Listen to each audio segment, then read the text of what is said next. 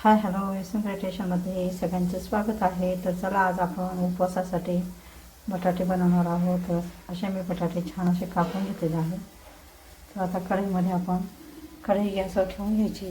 त्याच्यात शेंगदाण्याचं तेल टाकून घ्यायचे. तर इथे बघू शकता दोन चमचे आपण तूप टाकून घेतलेलं आहे. आणि आता दोन चमचे शेंगदाणे तळून घ्यायचे तुपामध्ये. तूप नसेल तर शेंगदाणे तेल पण चालतं उपवासासाठी. तर इथे बघू शकता शेंगदाणे आपले झालेले आहेत, छान तळून झालेले आहेत. तर एक चमचा मी आता इथे लाल तिखट टाकते. लाल तिखट टाकल्यानंतर याला गॅस कमी करून घ्यायचा आहे. आणि फोडणीमध्येच आता याच्यात मसाले वगैरे टाकायचे नाही. हे उपवासाचे बटाटे आहेत त्याच्यामुळे फक्त तिखट टाकायचे आणि लगेच बटाटे टाकून घ्यायचे.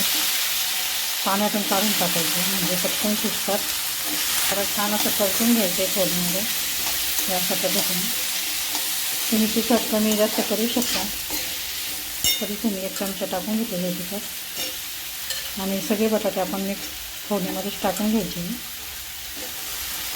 आणि याला वाफेवरच होऊ द्यायचे. हे आमच्या पाण्यामध्येच शिजू द्यायचे. असं छान लागतात उपवासासाठी, एकदम चांगले.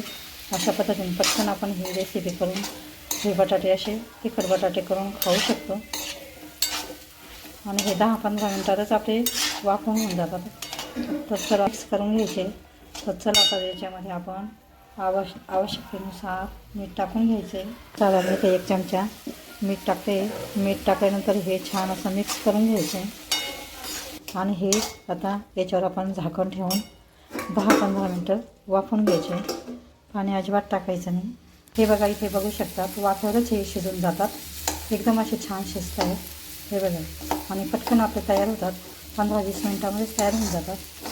हे वाफेवरच असे शिजवून घ्यायचे एकदम. तर अशा पद्धतीचे बटाटे तुम्ही पण नक्की करून बघा. असे छान आपले बटाटे तयार झालेले आहेत. याच्यामध्ये आपण थोडं दही टाकून घ्यायचं आहे. तुम्हाला जेवढं पाहिजे तेवढं दही टाकून असं छान हे आपले उपवासाचे बटाटे तयार झालेले आहेत. तर हा व्हिडिओ आवडल्यास, रेसिपी आवडल्यास लाईक करा, शेअर करा, चॅनलला सबस्क्राईब करा. व्हिडिओ बघितल्याबद्दल धन्यवाद. मस्त खा आणि स्वस्थ राहा. पुन्हा भेटूया अशाच नवीन व्हिडिओसोबत. तोपर्यंत बाय.